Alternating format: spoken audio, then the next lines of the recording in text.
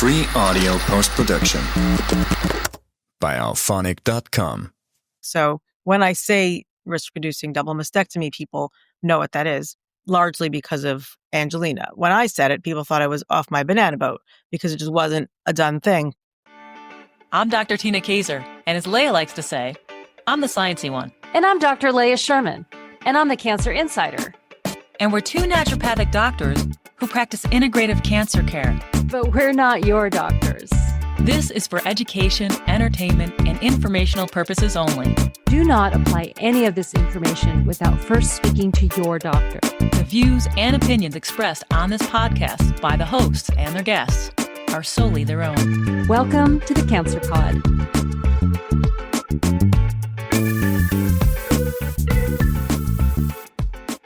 Most people go to extremes to avoid talking about cancer.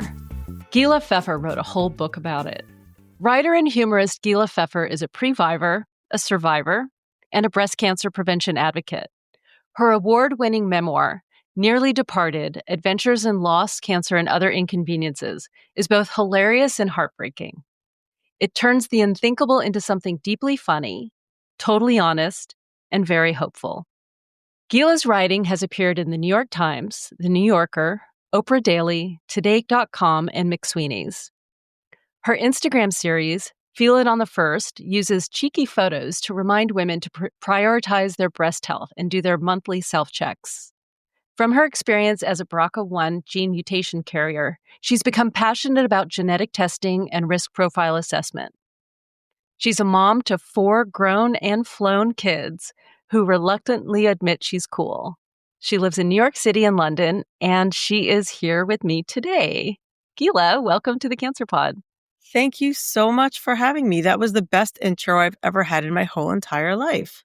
Oh, for coming from a writer, that is an honor. Oh my gosh. I am going to be transcribing that when this episode airs, and I'll be using it. So thank you for the free love. I will send you an invoice. Cool. So hi. I have no idea how to start now. Well, I think we could just get into it. I think the reason we don't know how to start is because now we're suddenly formal, and we just had like a 15-minute informal conversation about, just life in general, and the fact that we are both self-designated or self-described analog girls. That is right. We are. I know. As soon as I always feel like I'm the frog from the cartoons, like as soon as the camera goes on, I'm just like, yeah. And only Gen Xers analog girls will understand that reference. That's right. I might. It's like I'll perform, and it just sits there not doing anything. And then, of course, it is a star of sound and stage and screen when the cameras are off. Exactly. That's right. Hello, my honey. Yes, I love that frog. I did too. Name. I wrote about this. His name came up in a humor piece I wrote once, but I had to research what his name was. I think it's like something middle initial frog. I'm gonna look it up and email it to you. I think I looked it up. We were at Disney. Was it Disney? I was somewhere. Wherever he's from. He's not Disney. He's Warner Brothers. Anyway, I was somewhere and I looked him up. There you go. Yeah. So I used to know it too, but I know exactly what you're talking about. What we're saying is that a lot of good stuff happened off mic and off screen, but we're going to make up for that by bringing better stuff right now. That's right. Okay. That's right. And speaking of better stuff, actually, it's not better stuff. It's equally as good stuff. In preparation for this, I read your McSweeney's article. My favorite. Oh my God, that is I so ever good. Wrote. Is it? I loved it. Okay, so Gila wrote an article, a story. It's in there. In this case, it's an open letter. So it's based on something factual. Like I didn't make it up, but it's an imagined letter that I'll never send to. Take it away, Leah. It's an open letter to Tiffany and Company about their advertising campaign for the ring that helps women remember they survived cancer. Yes. It's hard to remember when you went through cancer. It's easy to forget. Yeah, all those scars. Where'd these come from? I don't know. It's like when you bump your knee and you're like, there's a bruise, and you're like, where did that come from? Where did these scars come from? Cancer is exactly like bumping your knee and forgetting that you did that. I think that the entire oncology world needs to understand that going forward. But yeah, that article, I mean, that piece it's a piece of satire. And of course it's in McSweeney's, which indicates that it's satire or humor because that's satire and humor publication. But I was inspired to write that when this ad just popped up in my feed. You know, we get these random ads and you ignore them. And this thing just popped up in, I forgot which social media feed. And I felt something inside and I couldn't identify what it was, but I took a screenshot of that ad. It was simply an ad of Tiffany's logo. It was a hand with a ring, and the copy read exactly as you described from the piece. The ring that helps women remember they survived cancer. Now, I have an English literature and marketing background. That's what my degree is in. I did work in marketing. So I understand that this was just bad copy. That much was clear to me. Someone hastily wrote this, didn't read it out loud and say, I wonder how the consumer might read this. But it definitely, the way my laugh at everything brain works, I said, this is going to be something. Took a screenshot, put it aside, and it just kept churning in my head. I think it took me 6 months until I finally understood what I wanted to do with it. And it just poured out of me like this letter of mock rage, basically just laughing at the fact that why would a woman ever need a ring or anything to the wording was to remind her that she survived cancer. It wasn't to celebrate that she survived it. It wasn't to mark a milestone. It was just ridiculous phrasing. And so, of course, I wrote this piece that I revisit every year in October. I love it because it's so pure and so true. And it really resonates. I get a lot of feedback on that still. I think I wrote that 4 years ago. But there's just something, it's a perfect storm of, pinkwashing and something corporate, wanting to do the right thing, but being a little bit misguided and just getting the message wrong. So that was my way of taking back my power and making people laugh in the process. What they need is a ring to help women forget. Yes. Like Tiffany, if you're listening. Men in Black, like that wand. Yeah, exactly. Right? Yeah, maybe Cartier needs to do that. You can pitch that. I'm not going to steal that idea because that's not the kind of person I am, but I will help you market it when it comes out for sure. Okay, thank you, because I really need help with marketing. I appreciate that. Now we need t-shirts that say Analog Girl. Mm-hmm. And now we need a ring that helps us forget things. Okay, I'm making a list. Perfect. So in your book, which I loved. Thank you. Your humor shines through. And I don't know how to say this. So having been raised Jewish myself, there is this innate humor that Jews tend to have. For sure. And it's a little dark.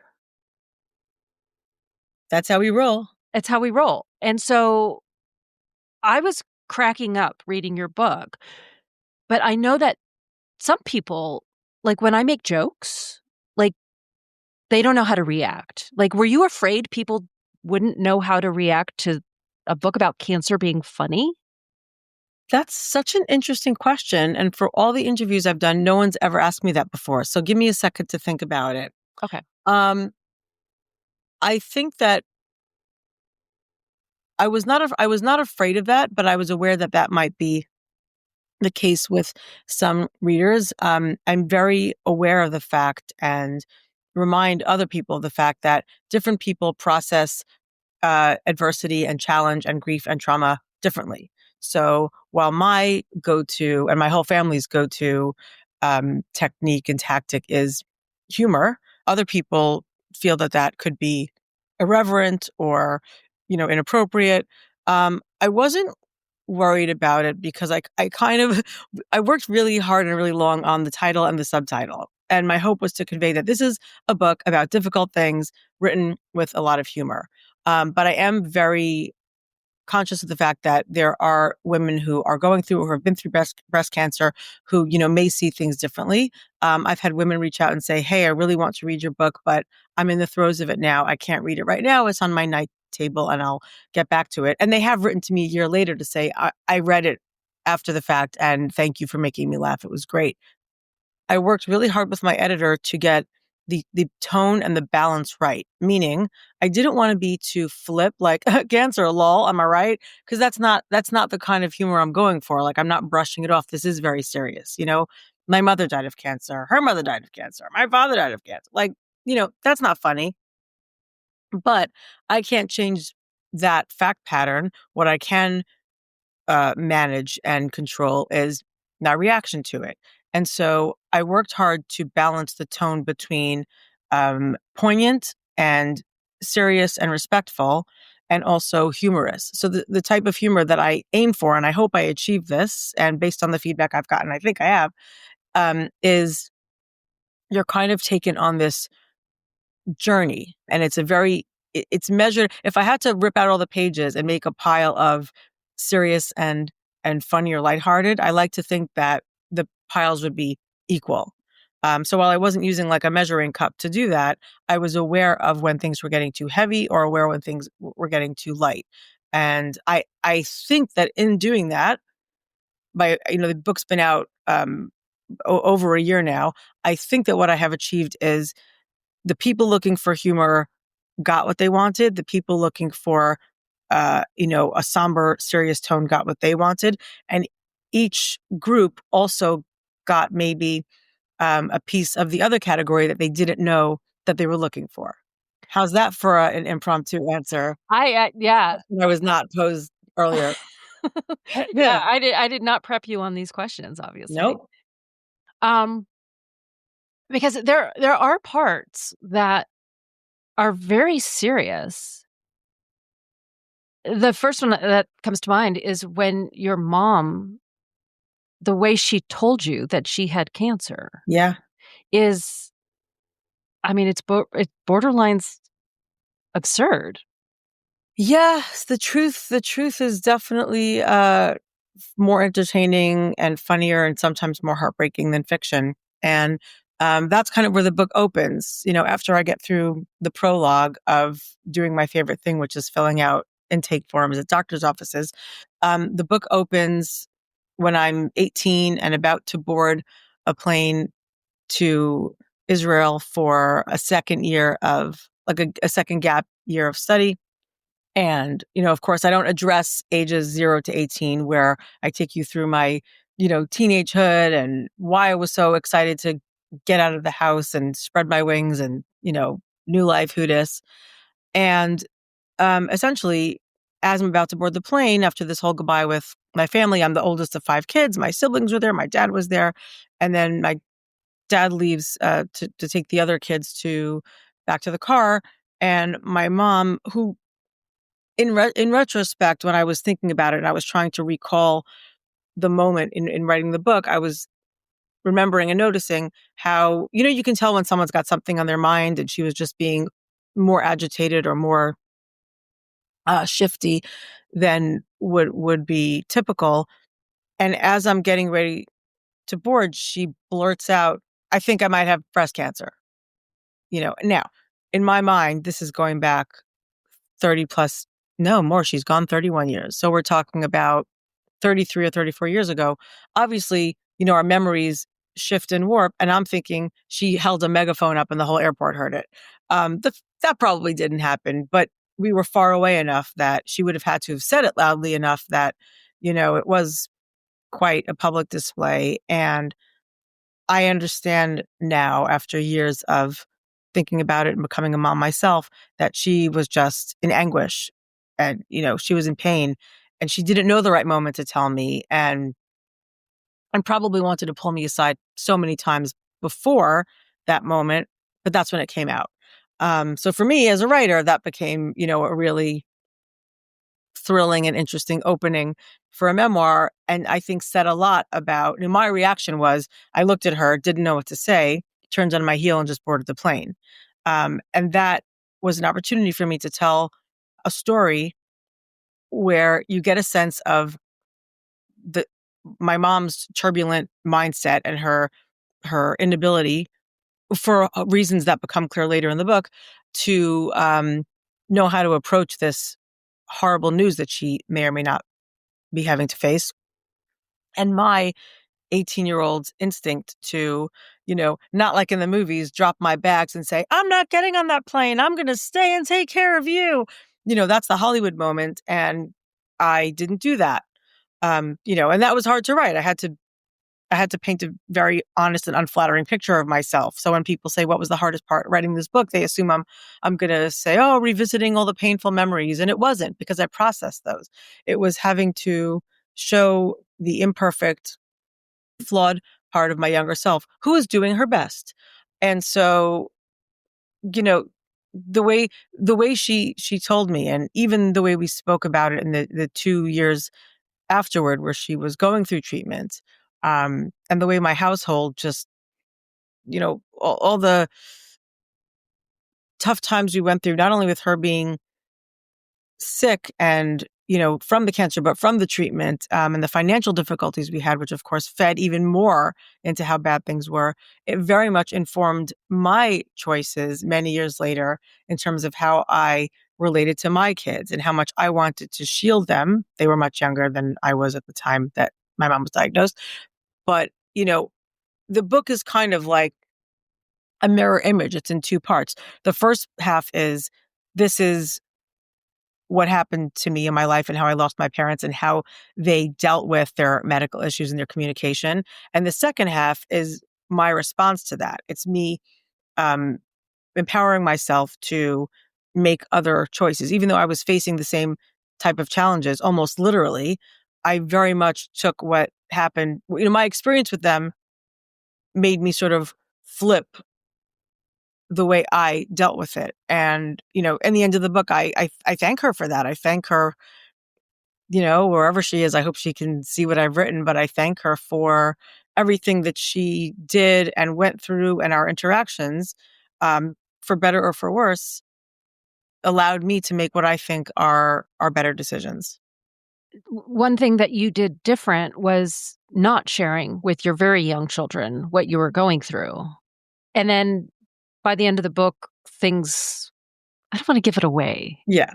But, okay. My kids know. I literally wrote a book and they've all read. I know that. Yeah, no. Yeah, I know they know now. But you put on quite a show. Mm-hmm. To have to take care of yourself during that time. And then also not only literally take care of your kids, but protect your children from what you were going through. I mean, that's a lot. It is a lot, but I also have to say, it saved me.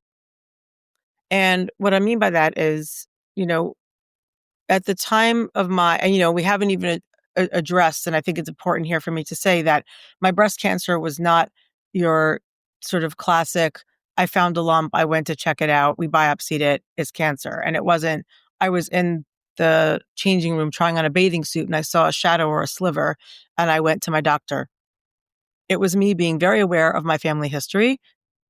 And it was me being hypervigilant from a young age about breast cancer, going to specialists, doing self-exams, getting my first mammogram at 30. It was very much on my radar. And I understood, having lost my mom when she was 42, her mom was 49, without any knowledge of genetics or even before there was the internet, I'm like, this thing's coming for me. I better do something about it. So when I ultimately decided at the age of 34 to have at the time we called them preventative double mastectomies. Now we refer to them as risk-reducing double mastectomies. And this was this was 5 years before Angelina Jolie made it a thing. So when I say risk-reducing double mastectomy, people know what that is, largely because of Angelina. When I said it, people thought I was off my banana boat because it just wasn't a done thing.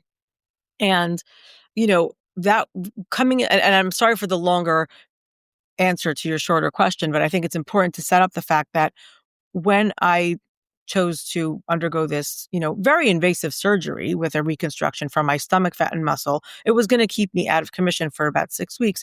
I found the language to describe to my little kids what was happening, not through the lens of breast cancer, but through the lens of keeping mommy healthy. They were 1, 3, 5, and 7 years old. And all they really cared about was, is mom going to be around for bed and bath time or isn't she? Is mom making us dinner? or isn't she? Like, I was just their mom. And so the way I explained it was, mommy's having surgery on her tummy because, that's where the reconstruction was coming from. And frankly, that's what was eye level for them anyway. So it was easier for me to describe tummy than get into, breasts and what that means in terms of my health. I'm having surgery on my tummy to keep me healthy. And they had no further questions because God blessed me with kids who were happy to just skip along and get on with it. And it was when that preventative surgery revealed early but aggressive cancer already growing in one breast that it became more of a, okay, what are we going to say now? Do we have to say anything? Because I did end up needing, we did a node dissection in my armpit, and they said, oh my God, there's micrometastases. Like, you really caught this as it was happening. And I went on to have 8 rounds of preventative chemotherapy, and then my ovaries out at 35, all of which is exactly as much fun as it sounds like.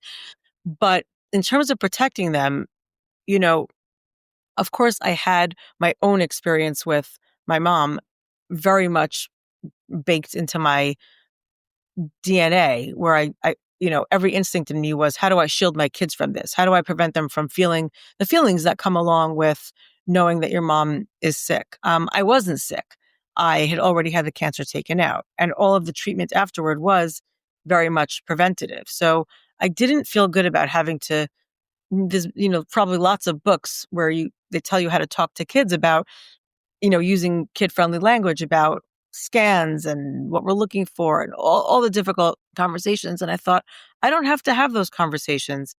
My husband and I decided together, at my insistence, that we not tell them about this cancer part. They, what's the difference between recovering for 6 weeks or 6 months? As long as they're distracted with play dates and sleepovers and presents, and I could be around when I needed to be. The chemo days were crap and I had lots of support, but other days I prioritized keeping things normal at home and being, their mom and their primary caregiver. The acting, as you mentioned, the challenge came in where, unfortunately, breast cancer chemotherapy, at least the kind of breast cancer I had, comes with the nasty side effect of hair loss. And there was really no way around it. Cold capping was around, but I don't think it was as done. And it sounded very unappealing to me. Like a brain freeze. It's basically like, from what I understand, it's like, it's a brain freeze. It's painful and it's not even 100% guaranteed. And I just thought, I don't need one more, I don't need more suffering. And I thought it would be easier to just shave my head off, get a wig and a hat and whatever. But the challenge was going to be keeping it from my kids. I was very driven by shielding them from any unnecessary, as I determined it to be, pain, trauma, fear, where I could control it. And what that did for me was 2 things. Number one, it meant that I only had to carry my own frustrations and anger and fear, if there was any, which was hard enough to carry. I didn't have to carry theirs as well. I wasn't answering questions that, would be normal for kids to ask if they knew what was really going on. And so I was able to protect myself and preserve my energy to use for tending to them. What it also did was it gave me a lot. It filled pretty much every waking hour of my day and distracted me from the hell that I was going through. Instead, I was constantly, as you say, I was in acting mode. I was character acting for, 8 straight months, playing the part of a healthy mom who has a full head of hair. And that meant going to sleep wearing a beret. When they came in the middle of the night and saw me sleeping in a beret, did they ask questions? They did not. But I had answers ready. Oh, I'm very cold. I'm taking medicine that makes my head cold. I showered in a shower cap because kids like to burst into the bathroom while you're showering. I stuffed my wig in the back of my closet every night so that they wouldn't stumble across it. And what I wore a lot were hats and scarves over the wig to hide the unnatural hairline. And, not only did it allow me to get through that time without having to have conversations that I would have found, even more draining and I really wanted to avoid, but it gave me a full-time job. My full-time job was everything's fine, nothing to see here. And yes, as you mentioned, I did intend to tell them this wasn't going to be a secret I kept for forever. This was for their protection and my sanity. And I did end up telling them, not to ruin the, very moving moment in the book, but I did tell them 10 years later, for a specific reason. I was going to give a keynote address at a breast cancer event, and I was getting on a plane to go there. And I just thought, now's probably a good time to mention where I'm going and why. And I pulled each of them aside separately and told them. And, thank God those conversations were everything I could have dreamed of and more, and the reactions were amazing. But my choice, and I want to say this to your listeners as well, it was my choice to keep this from my kids, and I thought it was in their best interest and in mine. But I have to say that is a very personal decision, and there are women and families who would take a very different approach, and that's completely valid. This is not the right way or the only way. This was the way that worked for us, and looking back, I can say that I absolutely made the right decision, and I'm glad that I used so much energy to keep up my ruse. And the fact that you had the energy going through treatment. I mean, come on. We dig deep.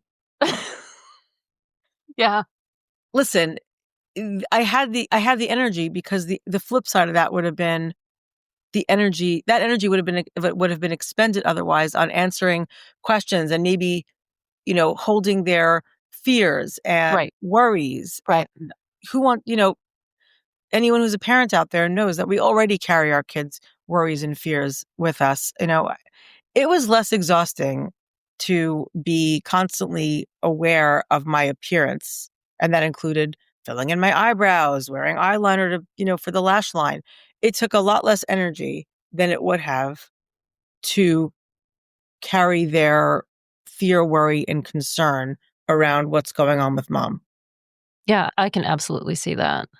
Absolutely. Yeah, I don't have children, but I did have a mother who lost her husband, my father, just months prior to my being diagnosed. And then I still have a husband who really knew nothing about the cancer world other than his family's history of cancer, seeing his grandfather and, things being scary and that sort of thing. And so I understand what you're saying by holding these fears. And I do. I feel like I held my husband and my mother's fears, trying to protect them, until one day I was experiencing a lot of pain with one of my chemos and just breaking down, in the kitchen, and my husband had to carry me back to the bedroom so I could lay down because I just lost it. That's hard. Yeah. So I now I completely understand why you would do something. There's an emotional energy. I don't know if people think about emotional energy as much as physical energy. Sure, treatment is, whether you're going through chemo, radiation, tamoxifen, Arimidex, Lupron, these all come with physical side effects. But for me personally, it's easier to power through physical adversity than emotional adversity. I find that the emotional and mental toll is much more draining. So when you have to put things in order of what's easiest to hardest, I'm going to power through the physical part, which, by the way, can be sort of masked or carried by a support system. So my friends and family and neighbors stepped in to help when I didn't have the physical capacity to do something, but there's not much they could do maybe to help me shoulder the emotional load. That's inside me. No one's going to carry my kids and even my husband's mental and emotional pain or worry. So if I'm, you know what I mean? That's going to take up more of me. So you understand. And again, you said something earlier about Jewish people turning to humor and dark humor. It is a great coping mechanism. It is a great tradition we have.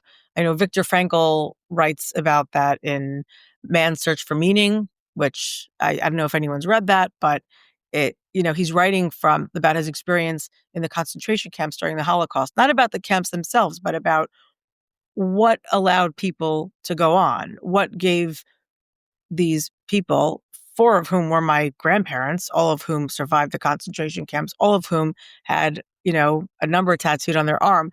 What gave them the will to wake up the next day and the next day and the next day? And he writes about the power of humor and cracking jokes. They would crack these, deeply dark, awful jokes. And he said that one of the signs that would indicate to him and his fellow inmates that someone wasn't doing well was when they lost their humor or when they weren't responding to the typical jokes. And that was the time that the inmates would try to rally around that person and lift them up again. I mean, we cannot imagine what that could have been like, not knowing what the end is with chemo and radiation and all that. Like, we had an end date, they told you you're going to start on this date and finish on that date, and then you'll ring the bell and have a party.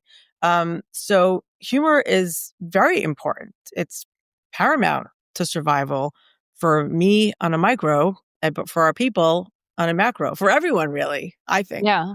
Yeah. And there is some sort of a genetic imprint, I think, for us in that. Like, I remember my grandfather, when I was little, I thought like, oh, he's so mean. But he wasn't mean. It was sarcasm. Like, I didn't get it. I was like so little. But then I inherited that, apparently. And sarcasm is our superpower. Yeah. I love it. I think I wrote a joke on one of the platforms somewhere. My superpower is my friends don't know if I'm being sarcastic or serious or something along those lines. And it's, it's fun. Yeah, it shouldn't come off as mean. I can understand how as a child you might have thought that, but if we don't laugh, we cry. Yeah. And that kind of explains, at least for me and for you, going through cancer treatment. Yeah. What are we going to do? My grandfather used to, he would tell the story of him coming to the U.S. after the war, after he'd been liberated and the hell that he went through. And he would tell the story about how, he was from Poland. And he said he started at some kind of hat selling business. And I'm going to do the accent here. And I was selling hats and everybody was wearing hats. This must have been, I guess, the 1950s. He goes, and then John F. Kennedy was the president and he didn't wear a hat. And everyone stopped wearing hats. And this is a line we say in our family all the time. And what should I do? Cry? I'm not a baby. And he went and figured something else out. He started selling zippers and buttons and some other trimmings, but we think about that a lot. Like, what should I do? Cry? I'm not a baby. Now, crying is important. It's an emotional release. I'm not here to say crying is not important or good. It is. But it's more, you can cry and then get on with it, or you can cry while getting on with it, or you can cry and laugh at the same time. But, that's what I tried to do. And that's what I tried to be. And I try to make space for the full range of emotions while doing what I have to do. Because ultimately, no matter what my reaction was, I was doing what I had to do. I was going for screenings. I had my surgery. I had my treatment. I asked my oncologist early on, I said, before chemo, I said, well, you've already taken the cancer out. My breast tissue is gone and you've gotten any nodal involvement out. What if I didn't have chemo? And she said, you could probably walk out of here today, not have chemo, never come back again and be fine, which sounded great to me. But, my husband, who's like a data loving guy, was kind of looking at me like, this doesn't sound like a good idea. The point is I did go through the chemo because I understood that I'd already come this far. In the spirit of being preventative, why would I leave any door unlocked? I wanted to, seal every possible entry point. And so with whatever my reaction was, I was still doing what I had to do. I still got through it. And I think that that's an important takeaway is, react how you're going to react as long as you're doing what you have to do. I wasn't letting my emotions steer me away from the practicalities of taking medical advice and doing even, the worst treatment that I set out to avoid. I still did it. But there are times in the book where you are hard on yourself because you did everything. You went for your screenings. You were on high alert and you were still diagnosed. And so there are a couple times in the book where you're just like, I did everything, why am I going through this? It was annoying. Annoying. Inconvenient, to borrow a word from my subtitle. I mean, I don't think I was being hard on myself. I think I was just sort of shaking my fist at the universe going, I did everything right. I used to liken it to a castle, and, I put a moat around my castle, and I put a drawbridge that I kept up, and I put guards around the castle, and I put crocodiles in the moat, or alligators. I don't know what goes in moats around castles, but I installed this, what I thought was a foolproof, invasion-proof security system, and then somehow the enemy I was trying to keep out tunneled up under the water, like sort of shot through my, you know, I picture myself at sort of a fireside medieval reading room in this castle where I would have spent my, royal days wearing a fabulous velvet gown with big sleeves. But it still found a way in. And I was really angry about that because I had done everything right. I really had listened to what the article said, and I exercised and I breastfed, which, is one thing that's advised to women in the general population to, keep the ducts clear. But ultimately, I learned that genetics are genetics, and it's great that I did everything right. And that was it was important for me to know that I left no stone unturned. So the opposite of what you said, I couldn't be hard on myself. I couldn't blame myself because I did everything right. But boy, was I pissed off when I found out about that diagnosis. But like the doctor said, you saved your own life because of your hypervigilance. Yep, I sure did. My mom was diagnosed at 40. And even though her diagnosis was quite late stage, in my mind, I just thought 35 was my cutoff. 35 was when, that's a 5-year window of time to play with. So I thought if I had finished having kids before 35 and did any preventative surgery before 35, I'd be well ahead of the timeline. But I guess what I didn't understand or know about cancer and genetics is it's not as neat and tidy as that. It's not an exact science like that. And I don't know how long it had been living in her before her diagnosis. So listen, all we can do is our best. And I'm really grateful. I'm grateful to be living in a time when I have these options available to me. I'm grateful to have a supportive spouse who never once said, that surgery sounds crazy. He said, do whatever you have to do to stay with us and, to be in our lives and, not find yourself in the same situation that you and your 4 younger siblings were in. I'm grateful to live in a time of genetic testing and lots of information, and I can take advantage of that. But, this thing still happened to me, and it's a cautionary tale. And I use that. I could keep it to myself, which would be a valid choice. And plenty of people who go through something similar do that. But I need to make meaning of it and write a book about it and shout it from the rooftops and do my Feel It on the First campaign. That's how I make sense of it and keep it top of mind. Okay, so let's talk about that. Your breast cancer advocacy and Feel It on the First. Let's. So this is where I'm going to insert pictures. So cool. Yeah. That's the fun part about video. So if you're listening to this, go watch it on video and you could see some of the pictures, or just go to Gila's Instagram, especially around the first. So how did that come about? So I think I've been doing my Feel It on the First campaign for, it's got to be 7 years now. And I can't even remember. I cannot remember what first inspired me to do it. Well, I set out to be a breast cancer prevention advocate, not immediately after the surgery and the treatment and whatever. A couple of months after I finished all of the breast cancer treatment, my family and I moved to London for my husband's job. So that was always on the radar, also while going through treatment and protecting my kids from knowing what was going on. A lot of my energy went to getting ready for this big move to London. What school are they going to? What items do I have to buy to put into the 40-foot container? So I had a lot of good distractions. And I always knew that I would want to share my story in some forum and talk about it. But, it took a few years to kind of settle into our new lives in London and learn how to drive on the other side of the street and all those kinds of things. And the fact that they say courgette instead of zucchini. When I first got there, I'm like, they don't even have zucchini here. Yes, they do. They just call it something else. So, it was learning all that. And this desire to share my story and to make it count for something and to inspire others to take more precautions and be more vigilant kept eating at me.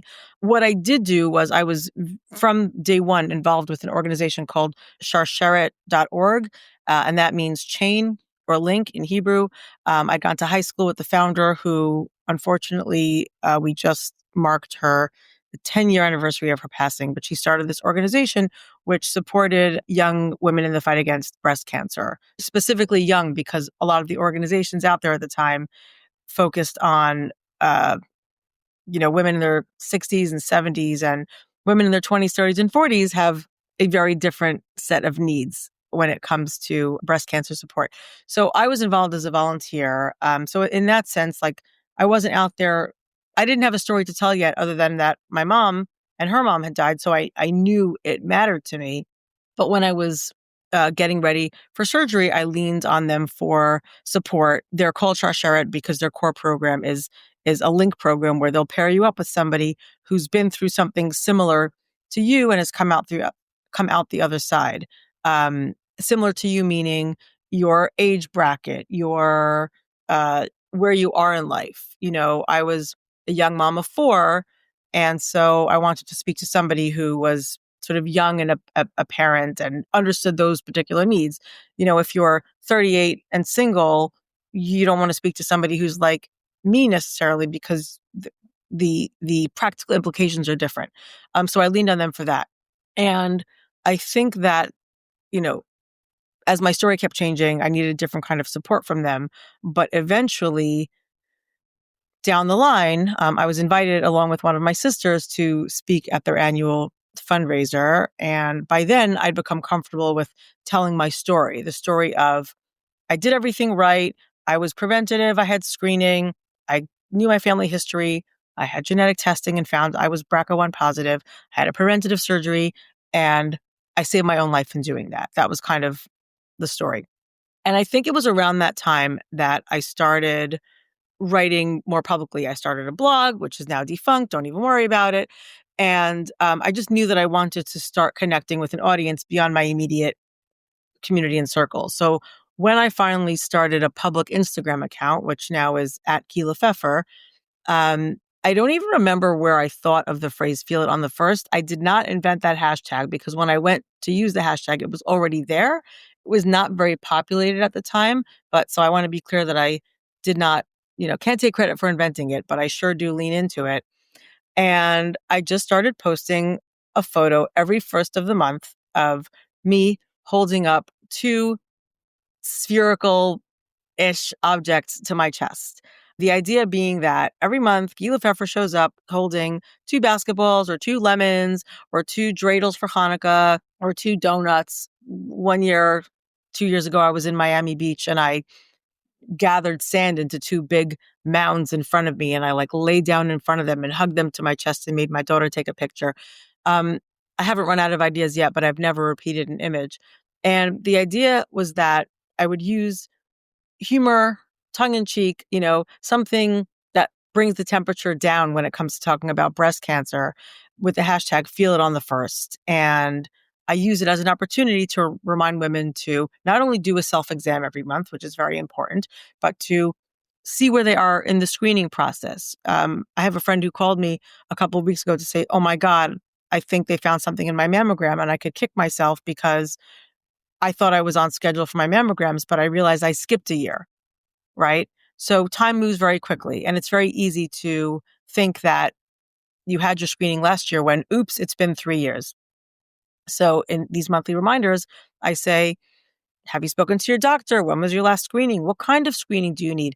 Know your risk. There are ways of assessing your risk. There's something called the Tyrer-Cuzick method, and I can give you the link to share in the show notes, where you kind of plug in some information about yourself and understand basically what your risk level is. And it's not that you're going to go make medical decisions on that basis, but it's a jumping off point for a conversation with your doctor about how high is your risk. And I think it's important to point out that no one has zero risk.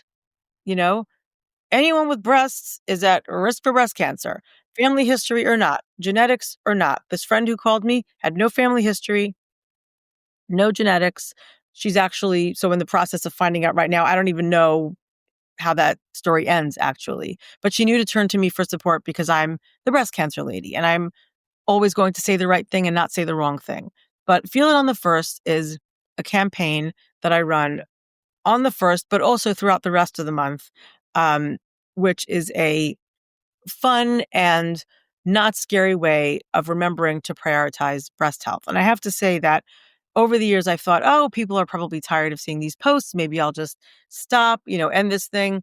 And just when I'm thinking that, I'll get another DM or email, which I frequently get from a woman saying, I just want to tell you that because of your posts, I remember to check myself and I found something and I went to my doctor.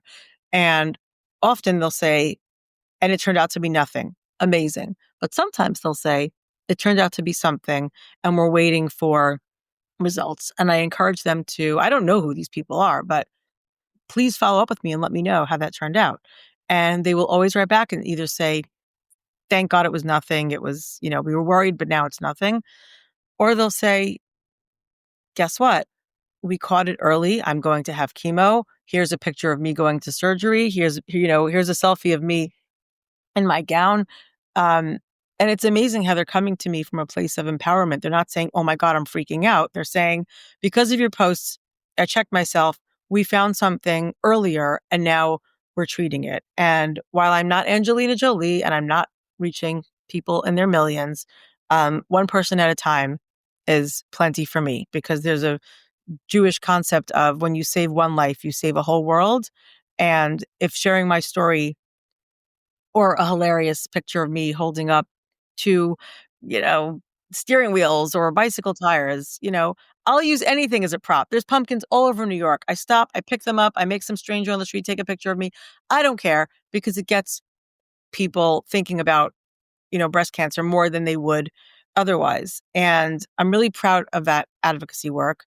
And another way I know it's working is I have been the fortunate recipient of, I don't even know how many photos that people send me from all over the world saying, I saw this and thought of you. And it's like two puffy clouds in the sky. Or I saw this and thought of you. And it's like their coffee that their barista made with, two sort of milk swirls side by side. Or I saw this and thought of you. And it's like their breakfast table after the kids ate breakfast and it's two cereal bowls. And, what I realize and what I think they're realizing is that there's a way to deliver an important message without being fear-mongering and fire and brimstone, without, I don't want to say I tricked them into thinking about breast cancer, but I found a more palatable route in there. And if that leads them to take action that will ultimately save their lives or someone else they know, then what more could I possibly want? So that's my Feel It on the First campaign. And I hope that anyone listening will send me pictures of two marbles that fell onto the floor. I don't know. And it's using your marketing skills for good. Yeah. I mean, once you start, you won't be able to stop. Whenever I speak to an audience, I say, when you leave here, you will see boobs everywhere you go. And they do. Once it's on your radar, it's on your radar. Well, I have two round lights right in front of me. So, I got two. They're not boob lights, but, Doesn't matter. I'm telling you, it's everywhere. The signs are there. And, we schedule dental checkups and we schedule eye checkups and we schedule inspections for our cars. We understand the importance of preventative care in many other aspects of our lives. But when it comes to breast health, which, it's another part of our bodies. Either it's something that we just either don't want to think about, or maybe it's like this. If you don't take care of your eyes, it's very clear what's going to happen. You could run into a vision problem or something else. If you don't take care of your teeth, again, we understand very clearly what the damage is there.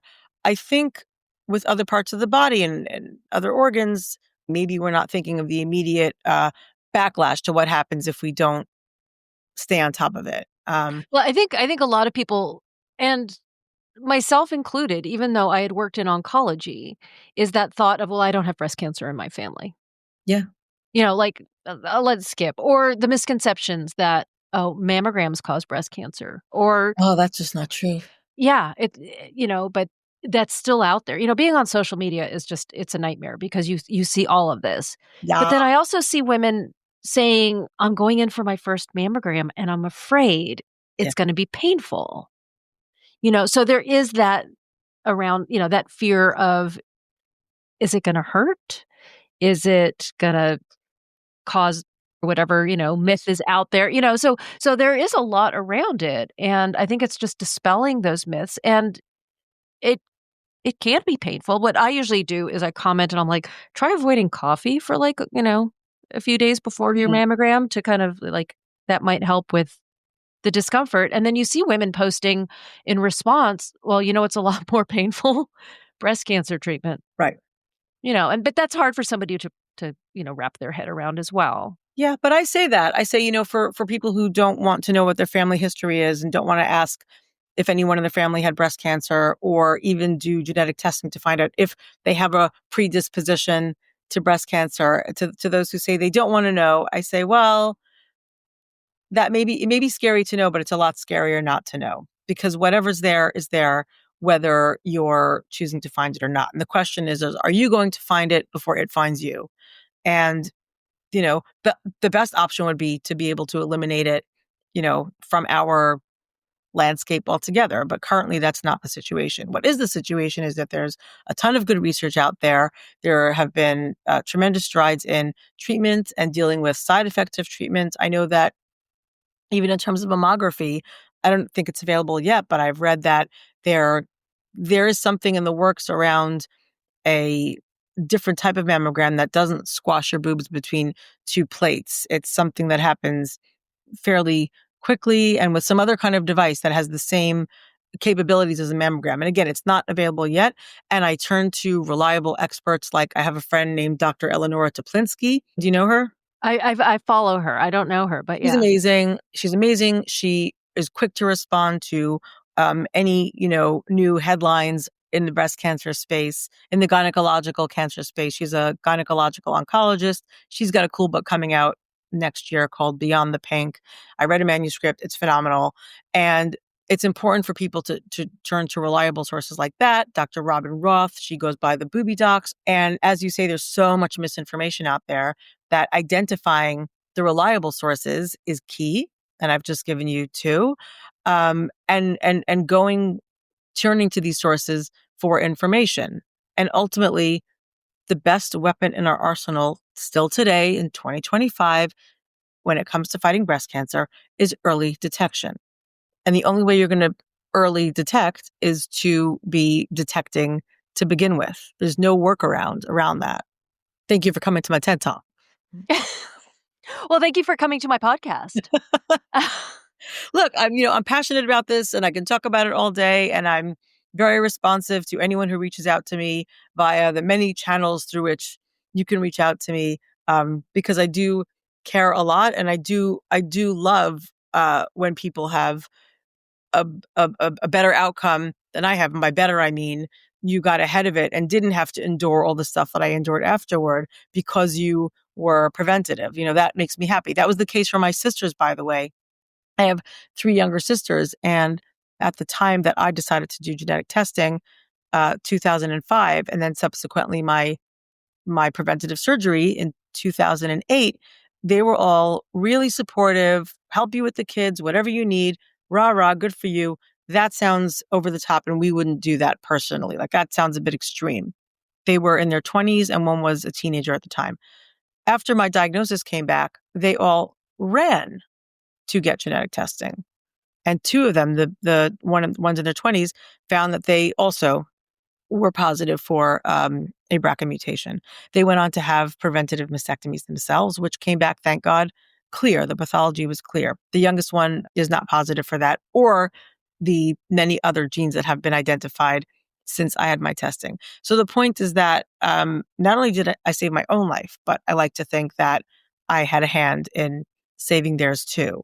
So when I talk about the power of sharing the story, it had very real ramifications in my own family. And I can see that it has very real ramifications beyond my family, my community, and people I know. And, if anybody wants to talk or share their story, ask a question, reach out. I'm here. Well, I absolutely love your story. I'm going to hold the book up because I have the hard copy. Whoops, how does it focus? It's not going to focus, but I have the book right here. Yeah, that's weird. Why is it doing that? Oh, there it is. Okay. I love my cover so much. Oh my God. I love the cover. With my background in graphic design, absolutely love the cover.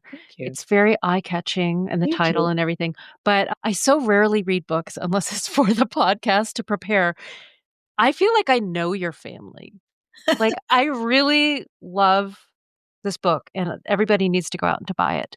Thank you. I do get that a lot, that people are, will feel like they know my siblings, and my husband, Phil, who was and still is a tremendous support. And I love that. In writing it, for all the other reasons, I wrote it for many reasons, but being able to pay tribute and thanks to the people in my life, my friends Effie and Haley, who took me to chemo, my best friend Tamara, these are my real friends in real life.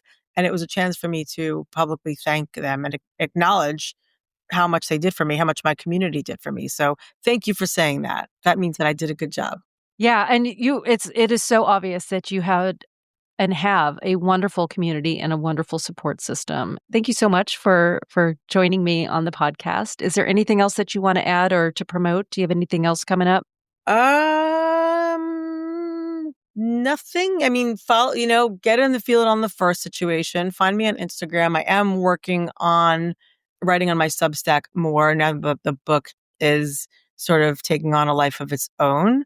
Will I have another book coming out eventually? I'm churning out various ideas. But I think the best place to find me is really Substack. If you're on it, there's a lot of fun happening there. On Instagram, I've got my website. If you want to see more, feel it on the first pictures.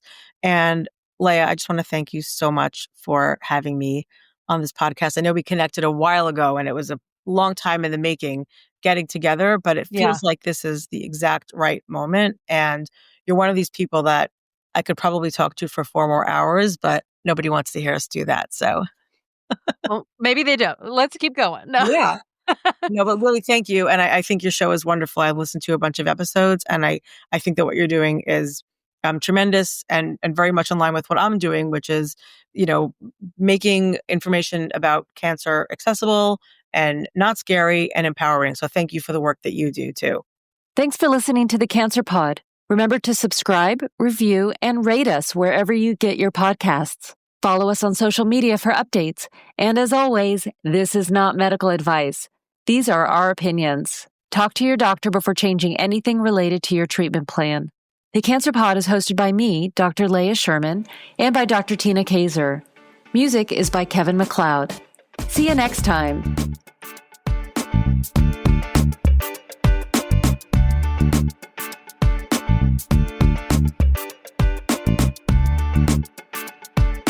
Analog girls unite.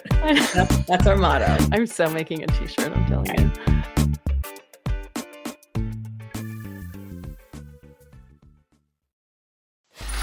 Free audio post-production by alphonic.com.